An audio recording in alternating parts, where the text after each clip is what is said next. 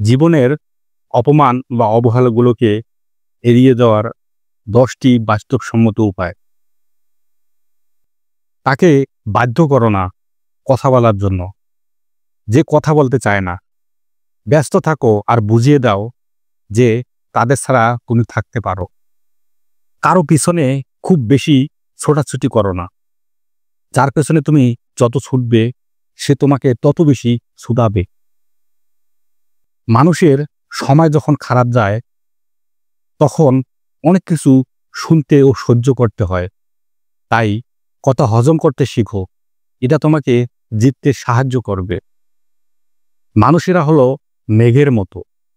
তারা শুধু তোমার জীবনে আসবে আর যাবে। তোমাকে শুধু থাকতে হবে আকাশের মতো স্থির। দোলনা যতটুকু পেছনে যায় ঠিক ততটুকু আবার সামনে এগিয়ে আসে।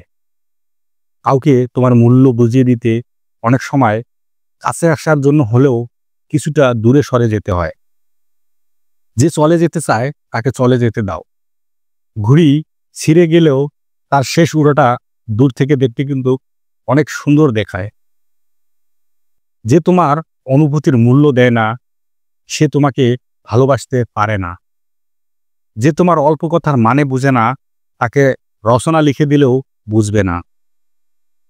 শিশির বিন্দু দিয়ে যেমন নদী ভরা যায় না, তেমনি কান্না দিয়ে কাউকে ফিরিয়ে আনা যায় না। তোমাকে থাকতে হবে শুধু সাগরের মতো উত্তাল। কেউ যদি অবহেলা করে তাহলে দোষ তার নয়, দোষ তোমার নিজের।